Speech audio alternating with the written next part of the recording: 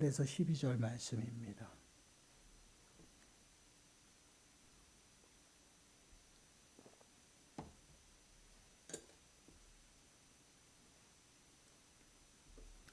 마태복음 5장 1절에서 12절 말씀입니다. 우리 한 목소리로 함께 읽겠습니다.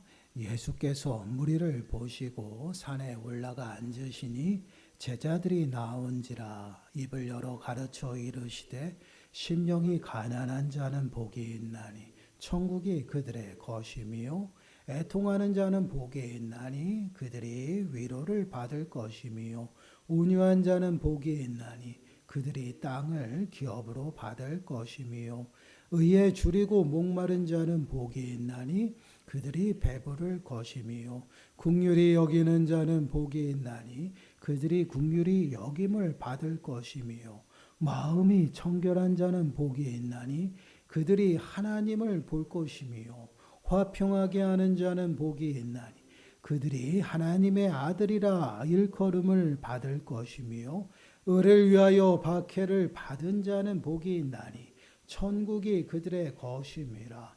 나로 말미암아 너희를 욕하고 하고 거짓으로 너희를 거슬러 모든 악한 말을 할 때에는 너희에게 복이 있나니 기뻐하고 즐거워하라. 하늘에서 너희의 상이 큼이라. 너희 전에 있던 선지자들도 이같이 박해하였느니라. 아멘. 오늘 말씀의 제목은 긍휼히 여기는 자입니다. 복 있는 사람 5번째 시간입니다. 오늘도 복 있는 사람에 관해서 여러분들과 함께 말씀을 묵상해 보고자 합니다.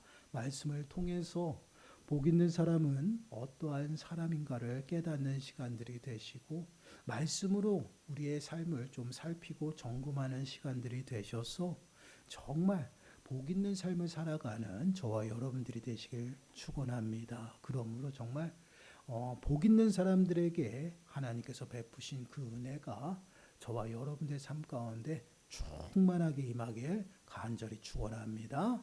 본문 7절 말씀을 한번 보시길 바라요. 본문 7절 말씀을 보시면 긍휼히 여기는 자는 복이 있나니 그들이 긍휼히 여김을 받을 것이며 긍휼히 여기는 자가 복이 있다 말씀을 하고 있습니다. 여기서 긍휼히 여긴다라는 이 단어를 보시면 자비로운 그 다음에 동정심이 있는 이러한 의미의 단어입니다. 그래서 긍휼히 여기는 자는 자비로운 자, 동정심이 있는 자를 의미하고 있어요. 곧 상대방의 처지를 깊이 이해하고 그들의 입장에서 이제 슬픔을 함께 느끼는 그러한 모습이에요. 그런데 이 단어는 단순히 공감하는 것으로 끝나는 것이 아니에요. 쉽게 말씀을 드리면 마음으로 생각하고 또한 슬퍼하기만 하는 그러한 모습으로 끝나는 것이 아니다라는 것이에요. 한 걸음 더 나아가서 이제 상대방이 그 어려움을 이겨나갈 수 있도록 실제적으로 행동해서 도움을 주는 것, 그 모습까지 포괄해서 포함하고 있는 그러한 단어가 바로 긍휼히 여긴다라는 단어예요. 이 단어가 동일한 어법으로 그러니까 신약 성경에 쓰여진 것이 딱 한 군데밖에 없어요. 그러니까 신약 성경에선 동일한 단어로 2번 쓰여졌다라는 것이에요. 비슷한 단어가 여러 군데에서 나오지만 동일하게 딱 정말 복사한 것처럼 이런 단어가 동일하게 쓰여진 곳은 딱 2곳이에요. 오늘 본문과 히브리서 2장 17절 말씀이에요. 히브리서 2장 17절 말씀을 보시면 그러므로 그가 범사의 형제들과 같이 되심이 마땅하도다. 이는 하나님의 일에 자비하고 신실한 대제사장이 되어 백성의 죄를 속량하려 하심이라.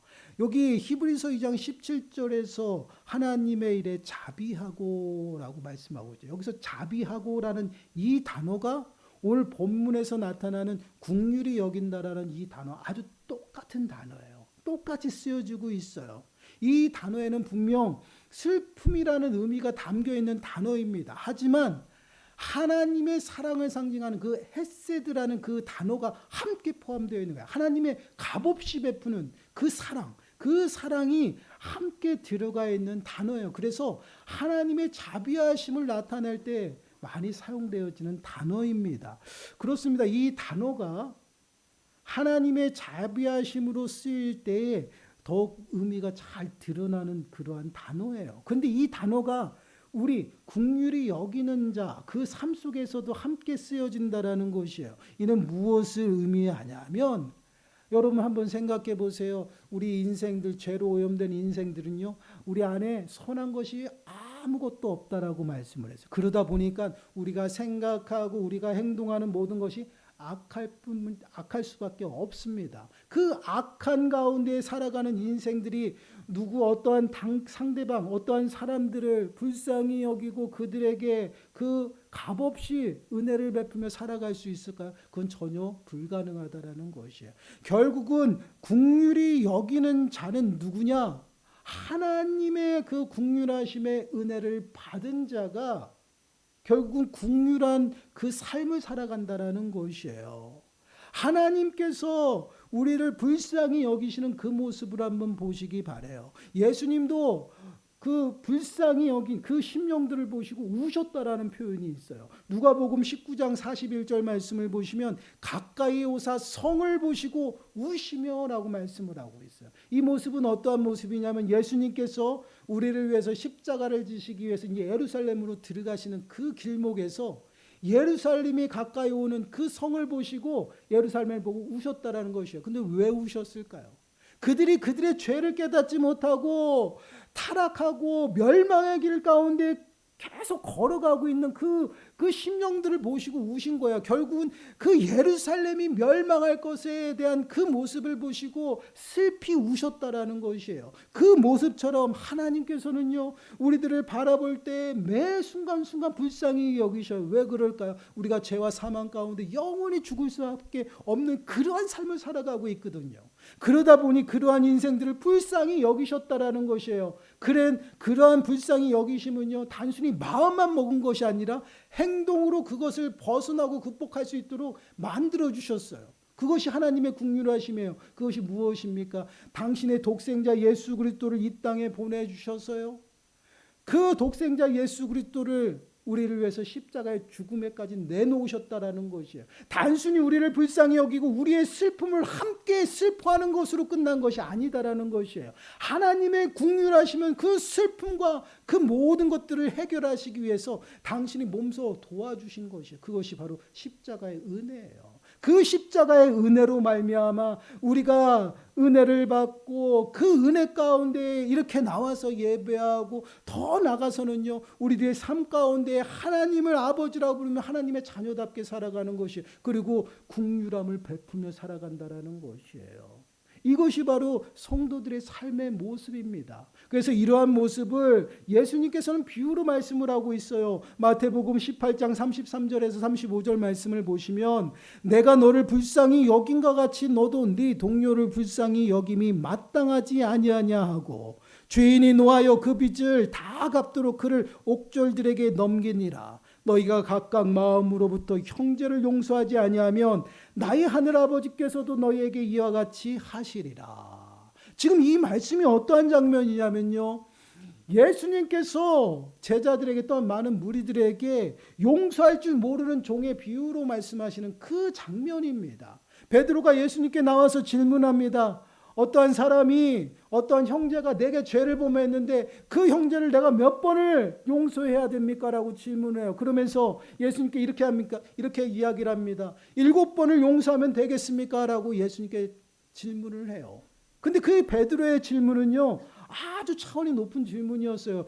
히브리인들의 7이라는 이 숫자는 완전한 수입니다. 그 당시에 랍비들이 많은 사람들에게 가르칠 때 그 용서하는 것, 그 용서에 대해서 3번을 용서해 주는 것이 대단한 관용으로 가르치고 말했던 그런 시대예요. 근데 그 3번보다 더 많은 차원 7번을 이야기를 하고 있어요.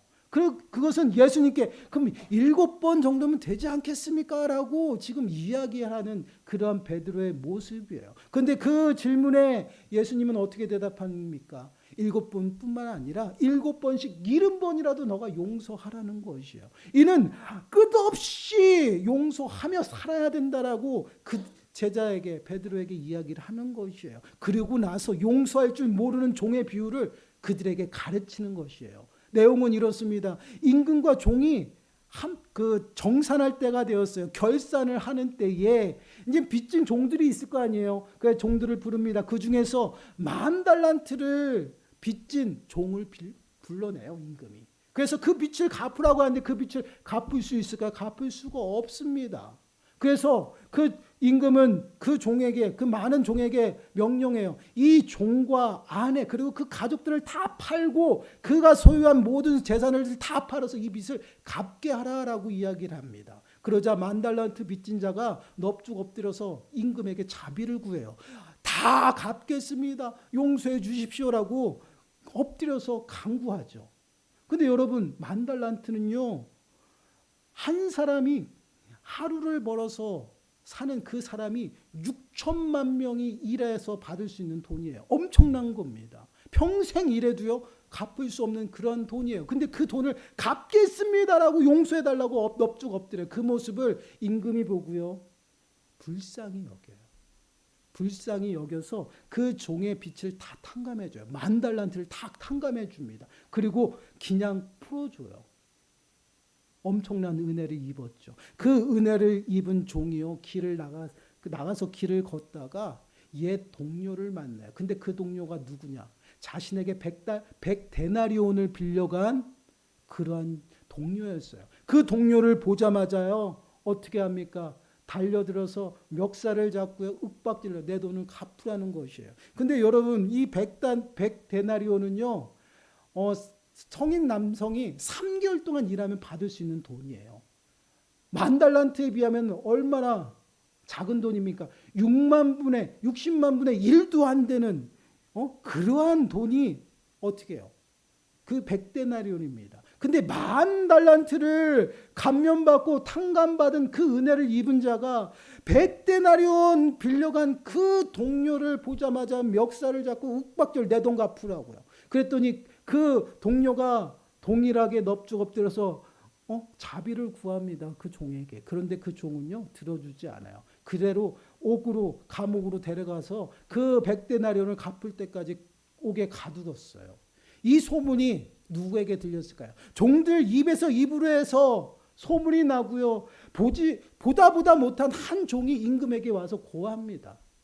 고하고 그 임금이 그 소식을 들어요. 그 임금이 어떻게 생각했을까요? 아주 괘씸하게 생각이 됩니다. 그래서 다시 그 종을 부릅니다. 그리고 10,000달란트 받은 그에게 이야기를 합니다. 내가 너를 불쌍히 여긴과 같이 너도 네 동료를 불쌍히 여기는 것이 마땅하다라는 것이에요. 근데 너는 그렇지 않았다라는 것이에요. 그리고 결국은 그 종을 감옥에다가 가둡니다. 감옥에다 가두면서 어떻게 합니까? 그 10,000달란트를 다 갚을 때까지 감옥에 가두라는 것이에요. 그 종이 감옥에서 나왔을까요? 못 나왔다라는 것이에요. 이 말씀이 무엇을 의미합니까? 지금 예수님께서는 베드로에게 7번씩 70번이라도 용서하며 또 용서하고 끝없이 용서하고 사랑하라는 것이에요. 그리고 이 용서할 줄 모르는 그 종에 대해서 비유로 말씀을 하고 있어요. 이것은 무엇을 의미하냐면 우리가 하나님의 사랑과 은혜를 받았으면 마땅히 그 사랑과 은혜를 베풀며 살아가는 것이 마땅하다는 것이에요. 그렇게 살아가야 된다는 것이 이것이 핵심이에요. 오늘 본문에서 긍휼히 여기는 자는 복이 있다라는 것은요, 긍휼하심의 은혜를 받은 자라는 것이에요. 그 은혜를 받았으면 그 은혜가 절로 내 안에서 흘러내려간다라는 것이에요. 그게 바로 긍휼하심의 은혜를 받은 자의 삶의 모습이라는 것이에요. 열매가 나타난다라는 것이에요. 그러한 열매는요, 내가 이 땅을 살아가면서 용서할 수 없는 그러한 원수까지도요 사랑하고 용서하고 더 나아가서는 긍휼을 베풀며 살아가는 것이 마땅하다라는 것이에요. 이것이 바로 성도들의 삶의 모습이다라는 것이에요. 이러한 자가 복이 있다라고 우리들에게 말씀을 하고 있어요. 그럼 이러한 자가 복이 있는 이유가 무엇인가요? 다시 7절 말씀 보세요. 긍휼히 여기는 자는 복이 있나니 그들이 긍휼히 여김을 받을 것임이요. 긍휼히 여기는 자가 복이 있는 이유는 긍휼히 여김을 받기 때문이다라고 말씀을 하고 있어요. 이는 무엇을 의미하고 있을까요? 여러분, 내가 긍휼히 여기면 다른 사람에게 긍휼함을 받는다라는 그런 말씀일까요? 아니면 세상 말로 말하면 내가 선하고 착한 일을 하면 좋은 일들이 내게 늘 많이 생긴다라고 말하고 있는 것일까요? 그것이 아니에요. 우리가 긍휼히 여김을 받는 그 대상은요, 사람이 아니다라는 것이에요. 바로 하나님이에요. 하나님 앞에 긍휼히 여김을 받는다라는 것이에요. 그러면 우리는 한번 생각해 봐야 되겠죠. 우리가 노력하고 긍휼을 베풀며 살아가면 하나님의 긍휼하심이 우리들의 삶 가운데 매 순간 충만하게 넘쳐날 것이다. 이런 생각이 들어요, 안 들어요? 들 수밖에 없죠. 그러면 내가 행한 대로 그것을 반드시 하나님이 그대로 갚아주신다. 이 말도 맞네요. 근데 이러한 의미가 아니다라는 것이에요. 지금 긍휼하심을 입는 그 대상은요, 여러분, 하나님께서 우리를 구원하셨습니다. 그 구원은 완전해요. 하나님의 시간으로는요, 완성이 됐어요, 벌써. 그러나 우리의 시간은 어떻게 됩니까? 미래적인 시간이라는 것이에요. 주님이 오시는 그때 우리는 구원이 이루어져요. 그 구원이 우리에게 긍휼하심의 은혜라는 것이에요. 그 긍휼하심의 은혜 가운데 우리가 들어가게 된다라는 것이에요. 우리의 행위와 우리의 환경에 따라서 그것이 근거가 되어서 하나님이 우리에게 사랑을 베푸시고 하나님께서 우리에게 긍휼하심을 베푸시는 것이 아니에요. 여러분, 한번 생각해 보세요. 10,000달란트 빚진 종에게 그 종이 어떠한 행위를 해서 그를 불쌍히 여겨서 임금이 낳아준 것이 아니에요. 은혜를 베풀어 주신 것이 아니에요. 그가 그냥 불쌍해요. 거기서 허덕거리고 나오지 못하는 그 인생이 너무나도 불쌍하여 값없이 대가 없이 풀어주고요, 탕감해 준 것이에요. 이와 동일하게 우리는요, 매 순간순간 하나님을 배반하고요, 또 죄를 범하며 날마다 죄 가운데 살아가는 인생이에요. 쉽게 말씀드리면 용서받을 수 있는 자격이 없는 자라는 것이에요. 용서받을 수 없는 그러한 자를 하나님께서 불쌍히 여기셨다라는 것이에요. 죄와 사망 가운데서 우리가 구원받을 수 있는 유일한 길은 하나님밖에 없기 때문에 그 어떠한 것을 노력해도 거기서 벗어날 수가 없다라는 것이 얼마나 불쌍해요. 그 불쌍함을 우리들에게 그 슬픔 가운데서 벗어날 수 있도록 독생자 예수 그리스도를 보내주셔서 그 죄와 사망 가운데서 건지셨다라는 것이에요. 그 은혜를 받은 자, 값없이 대가 없이 그 받은 은혜가 우리에게 임하면요, 그 은혜의 결과물이 나타나게 된다라는 것이, 그것이 무엇이? 그 은혜를 나누게 된다라는 거죠. 베풀며 살아가게 된다라는 것이, 결국은 긍휼히 여기는 자는요, 하나님의 긍휼하심을 받아서 구원받은 백성이고요, 성도라는 얘기예요. 그 성도는 이 땅 가운데서 어떠한 모습으로 살아가요? 늘 용서하고 사랑하며 또한 그 은혜를 베풀며 살아간다라는 것이에요. 이것이 긍휼하심의 은혜를 받은 자들의 결과물이에요. 이러한 삶의 모습이 나타나지 아니하면 우리는 아직까지 하나님의 자녀로서의 그 은혜를 받지도 않았고 누리지도 못하고 있는 것이에요. 여러분, 마태복음 6장 14절 15절 말씀에서도요, 동일하게 말씀을 하고 있어요. 너희가 사람의 잘못을 용서하면 너희 하늘아버지께서도 너희 잘못을 용서하시려니와 너희가 사람의 잘못을 용서하지 아니하면 너희 아버지께서도 너희 잘못을 용서하지 아니하시리라. 어떻게 보면 우리가 용서 잘하고 늘 사랑하면요, 하나님의 사랑을 늘 받을 것 같이 그 이야기라고. 근데 이 부분은요, 결과물이에요.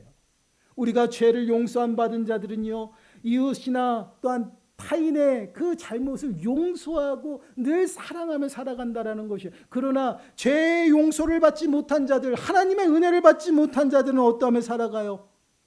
용서하지 않는다라는 것이에요. 그렇지 않습니까? 우리 세상 사람들을 보세요. 하나님의 은혜를 모르고 은혜를 알지 못하는 자, 받지 못한 자들의 삶은 어떻게 해요? 여러분, 원수를 사랑합니까? 절대 그렇지 않습니다. 원수 갚아야죠. 저도 원수 갚으며 살았습니다. 하나를 받으면 두 개를 더 얹혀서 갚는 그러한 삶을 살았어요. 그러나 하나님의 사랑이 임하고 거듭나고 눈이 밝아지니 그것이 잘못된 것을 깨닫게 된 것이, 그리고 돌이켜서 오히려 하나님의 사랑을 베풀며 살아가는 것이에요. 늘 용서하고 불쌍히 여기면서 그를 위해서 기도하며 살아가는, 이것이 바로 하나님의 은혜를 받은 자들의 모습이에요. 그래서 야고보서 2장 13절 말씀을 보시면요. 긍휼을 행하지 아니하는 자에게는 긍휼 없는 심판이 있으리라. 긍휼은 심판을 이기고 자랑하느니라. 하나님의 긍휼하심을 입지 않은 자들은요. 절대로 긍휼히 여기는 삶을 살아갈 수 없다라는 것이에요. 이것이 진리예요. 그래서 하나님의 영이 나에게 임해서 하나님의 영으로 말미암아 우리가 거듭나고 충만한 삶 가운데 살아갈 때에 우리는 원수를 사랑할 수가 있다라는 것이에요. 또한 우리를 해하는 자들을 위해서 선대하고요, 기도하며 그를 축복할 수 있다는. 왜 그렇습니까? 사랑의 영, 하나님의 영이 내 심령 가운데 임했기 때문에 그래요. 하나님의 사랑이 내 안에 있기 때문에 그 사랑이 나를 통하여 나타난다라는 것이에요. 여러분, 우리 안에 빛이 임했습니다. 빛을 감출 수 있어요? 여러분, 빛을 이렇게 한번 포개고 감출 수 있다라고 생각하는, 포개보고 감춰 보세요. 빛은 절대 감출 수 없어요. 빛으로 이 땅에 오신 예수 그리스도는요, 이 땅의 어둠을 밝히기 위해 오셨다라는 것이에요. 빛이 임하면 어둠은 사라지게 돼 있어요. 우리들의 심령 가운데 빛이신 예수 그리스도께서 임하심으로 우리의 모든 어두운 삶의 모습이 다 밝아졌다라는 것이. 그래서 우리가 죄를 깨닫고 회개하고 돌이켜서 하나님 사랑 가운데 살아가는 것이에요. 그러한 자들이 긍휼을 베풀며 살아가는 것이에요. 그렇지 않고는요, 긍휼을 베풀 수 없다라는 것이에요. 이것이 바로 하나님의 심판 가운데 있는 모습이에요. 유대인들이 예수 그리스도를 영접하지 않는 이유가 무엇이에요? 어둠 가운데 살아가는 그 삶이 더 그들은 좋고 더 사랑스럽기 때문에, 그것을 더 사랑했기 때문에 빛으로 나오지 않았다라는 것이에요. 그들은 어떻습니까? 긍휼을 베풀고 아니에요. 오히려 자신들의 이득과 기득권을 모두 챙기기 위해서 예수님을 못 박았던 자들이에요. 이것이 세상 사람들의 모습입니다. 절대 긍휼을 베풀지 않습니다. 자비가 없어요. 용서하지 않습니다. 은혜가 없어요. 사랑을 베풀며 살아가지 않아요. 그들은 결국 하나님의 심판에 이르는 것이. 그러나 하나님의 은혜를 받은 자들은 어떻게 해요? 심판이 넘어갔어요. 유월절 어린 양의 핏부림을 통해서 그 모든 하나님의 심판과 진노가 넘었다라는 것이. 그것으로 우리는 은혜를 입고 이렇게 나와서 예배하고요, 하나님 앞에 온전히 아바 아버지라면서 찾는 것이에요. 이것이 은혜. 이 은혜를 받은 자가 이 땅을 어떻게 살아갑니까? 사랑을 실천하고 또한 긍휼을 베풀고 또한 자비를 베푸는 것이에요. 그래서 우리의 마음은요, 세상의 죄와 사망 가운데 죽어가는 자들을 바라볼 때 어떻게 미운 것이 아니에요. 불쌍해요. 불쌍하게 여기고 안타까운 마음이 우리들에게 드는 이유가 거기 있어요. 왜 그렇습니까? 우리의 사랑의 영이 있기 때문에 그래요. 그래서 여러분, 누가복음 6장 27절 28절 말씀 보세요. 우리 한 목소리 읽어볼까요? 시작. 그러나 너희 듣는 자에게 내가 이르노니 너희 원수를 사랑하며 너희를 미워하는 자를 선대하며 너희를 저주하는 자를 위하여 축복하며 너희를 모욕하는 자를 위하여 기도하라. 이게 성도들의 삶의 모습이에요. 긍휼을 받은 자, 하나님의 사랑을 받은 자, 은혜를 경험한 자, 그 은혜를 나누죠. 여러분, 은혜를 모르는 사람과 은혜를 나눈다, 이건 절대 불가능해요. 하나님의 은혜가 무엇인지 모르는데 어떻게 은혜를 나누게 됩니까? 성도의 교제, 그 교제가 은혜를 나누는 것이에요. 아무나 가서 은혜를 나누는 것이 아니에요. 은혜를 경험한 자들끼리 은혜를 나누는 거지, 그 경험도 못한 사람한테 가가지고 은혜를 나눠보세요. 이상하게 생각해요. 세상 사람들에게 가서 하나님은 전능하시고 불가능이 없어, 그리고 하나님이 행하신 일들을 한번 보세요. 멍하니 있어요. 알 수 없잖아요. 세상에서도 분명히 얘기하잖아요. 여러분, 우리가 음식을 먹을 때도요, 먹어본 자가 그 음식을 먹을 줄 알아요. 동일해요. 은혜를 경험한 자가 그 은혜의 그 길이와 어떤 높이, 깊음을 알고요, 또한 그 은혜를 나눔으로 그 많은 사람들이 기쁨 가운데 들어가는 것을 알지, 은혜를 경험하지 못한 자들이 어떻게 은혜를 알겠느냐 이거예요. 긍휼하심의 은혜를 받지 않는 자들은요, 절대 나가서 긍휼히 여기고 불쌍히 여기며 자비를 베푸는 그러한 삶을 살아갈 수 없다라는 것이. 그래서 우리는요, 끊임없이 성령 안에 들어가서 성령 충만함으로 그 은혜를 누리며 살아가요. 그 은혜를 누리며 살아갈 때 우리는 자비와 사랑을 베풀며 살아가는 거예요. 내 힘으로 가능한 것이 아니에요. 왜 예수 그리스도께서 우리를 부르시고 거듭난 인생들에게 성령을 부어주셨을까요? 여러분 계속해서 강조하잖아요. 성령 하나님이 아니면 우리가 살아갈 수 없기 때문에, 내 스스로가 신앙생활 할 수 없기 때문에 성령 하나님께서 나를 붙들고 끝까지 억지로 끌고 가는 것이, 그게 은혜예요. 그 은혜 안에 살아가는 자들이 성령을 통해서 자비를 베풀고 사랑을 베풀며 살아간다라는 것이에요. 그러한 그 자비하심의 은혜 가운데 살아갈 때 하나님께서는 당신의 자비하심을 우리들 삶 가운데 나타내 보이시는 것이에요. 여러분 시편 18편 25절 말씀 보세요. 자비로운 자에게는 주의 자비로우심을 나타내시며 완전한 자에게는 주의 완전하심을 보이시며. 지금 어떠한 말씀입니까? 하나님의 긍휼하심을 받아서 그 긍휼함을 늘 긍휼히 여기며 살아가는 그러한 삶 가운데 반드시 하나님의 긍휼하심의 모습이 나타난다라는 것이에요. 은혜가 나타난다라는 것이에요. 그래서 우리는 늘 낮은 마음으로 온전히 섬기고요. 누가 나를 미워하고요. 더 나가서 정말 나를 해할지라도요. 그들을 위해서 어떻게 기도하고 또 선대하며 하나님의 사랑을 베푸는 거죠. 왜 그렇습니까? 우리 또한 자격이 없어요. 용서받을 수 없는 그러한 삶의 모습 가운데 있는 그러한 자였다라는 것이에요. 그러한 자가 용서받고 은혜를 입었어요. 그럼 마땅히 나가서 그 은혜대로 살아야 되는, 그것이 무엇이에요? 긍휼을 베푸는 것이에요. 원수를 사랑하는 것입니다. 미워하는 자에게 선대하는 것이고요. 나를 모욕하고 나를 욕하는 자를 위해서 기도하는 것이에요. 그러한 삶을 살아갈 때 하나님께서는 그 자비하심을, 또한 자비로우심의 은혜를 나타내신다라는 것이에요. 하나님의 일하심으로 온전히 모든 것을 어떻게 해요? 바꾸셔요. 그래서 우리는요, 세상 사람들처럼 움켜쥐고 가지려고 하는 것이 아니라 우리들의 삶을 어떻게 늘 피는 거예요. 나눠주는 것이에요. 베푸는 것이에요. 주는 것이에요. 이것이 하나님의 은혜를 풍성하게 누리는 것이에요. 그래서 사도행전 20장 35절 말씀 보니까 이렇게 말씀해요.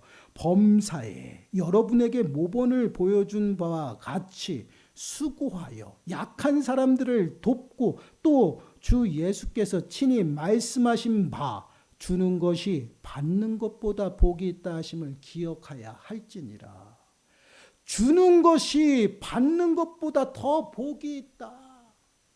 여러분, 늘 받기만 하는 사람들은요, 줄 줄 모르잖아요. 근데 주는 자들은요, 어떠한 사람들이 줍니까? 넉넉한 사람들이 또 많이 주죠. 그러나 없음에도 불구하고 주는 사람들이 있어요. 그런 사람들은요, 더더욱 그 주는 것들이 넉넉하여 풍성해진다라는 것이에요. 그래서 복이 있다라는 것이에요. 하나님의 일을 위해서 우리가 철저히 섬기고 사랑을 베풀며 그럼에도 불구하고 어려움에도 불구하고 하나님의 사랑을 전하는 그러한 삶의 모습은요, 하나님이 반드시 그 자비로우심의 은혜를 베풀어 주셔서 모든 것을 갚아주셔요. 여러분, 세상 사람들이 볼 때는요, 우리들을 굉장히 미련하고 바보같이 보여요. 그러나 바보같이 살아가세요. 그러한 바보 같은 삶 속에서 하나님께서는 더욱더 풍성함의 은혜를 더하신다라는 것이에요. 세상 사람들은요, 원수 갚아야 되죠. 우리는 원수를 사랑하는 것이에요. 사랑하고 선대하고 베풀고 섬겨보세요. 그 모든 것이 누구에게 하는 것이야? 하나님에게 하는 것이다라는 것이에요. 우리가 이 땅을 살아가면서 물질의 풍성함이 있잖아요. 그 물질들을 어디다가 저축해요? 은행에다가 적금하잖아요. 그 저축한 거 사라집니까? 안 사라져요. 은행이 종종 망해서 사라질 수도 있겠죠. 그러나 절대 안 사라지잖아요. 점점점 모이면 모일수록 풍성해지잖아요. 우리가 이 땅에서 사랑을 베풀고 섬기고요. 또한 긍휼을, 자비를 베푸는 이러한 모습들은요, 하나님 앞에 다 저축하는 것이에요. 여러분, 잠언서 19장 17절 말씀 보세요. 우리 한 목소리 읽어보겠습니다. 시작. 가난한 자를 불쌍히 여기는 것은 여호와께 구워 드리는 것이니 그의 선행을 그에게 갚아 주리라. 우리가 불쌍히 여기고 선행하는 모든 것들 누구에게 구워 드리는? 하나님께 구워 드리는, 저축하는 거예요. 반드시 하나님이 갚아 주신다라는 거예요. 그렇기 때문에 우리가 자비를 행하고 선행을 행하며 어떠한 긍휼을 행하는 그러한 삶 가운데 하나님의 긍휼하심의 은혜가 임하게 되는 것이에요. 장차 우리들에게 임할 구원의 풍성한 은혜도 우리를 기다리고 있지만 하나님께서는 그 구원에 이르는 그 과정 속에 살아가는 우리 삶 속에서도요, 늘 함께 하시며 우리들에게 자비로우심을 나타낸다라는 것이에요. 우리가 행한 모든 것들을 각 사람의 삶 가운데서 더욱더 풍성하게 행할 수 있도록 채우시고 보살펴 주신다라는 것이, 이것이 하나님의 은혜예요. 누구에게 임합니까? 하나님의 사랑을 몸소 실천하며 살아가는 자. 그렇습니다. 긍휼을 베푸는 자, 긍휼히 여기는 자는요, 바로 하나님의 긍휼하심의 은혜를 입은 자들, 하나님의 자녀들을 이야기해요.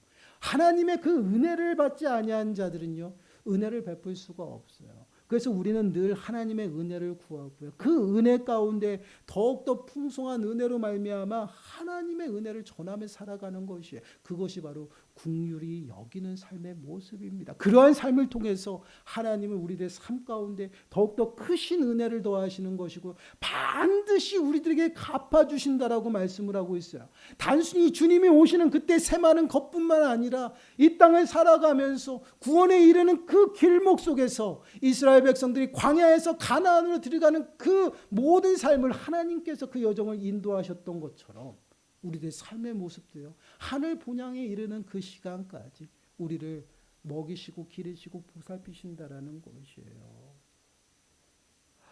낮의 해와 밤의 달도 해하지 못하도록 안전하게 보살펴, 이것이 하나님의 자비로우신 은혜입니다. 이 은혜가 한 주간 우리들의 삶 가운데 충만하게 임하길 간절히 축원합니다. 늘 하나님의 긍휼하심의 은혜를 구하시고 그 은혜 가운데 우리가 받은 은혜를 늘 헤아리면서 그 은혜를 더욱더 베풀며 살아가시고, 정말 용서할 수 없는 그러한 상대가 있더라도요, 7번씩 70번씩 7번에서 70번에 이르기까지 끝없이 용서하시고 우리가 하나님이 받은 그 사랑을 널리 전하시길 바라요. 그러므로 정말 우리들의 삶 가운데 매 순간순간 하나님의 자비로우심의 그 은혜가 풍성하게 임하는 저와 여러분들이 되시길 간절히 축원합니다. 기도하겠습니다. 하나님 감사합니다.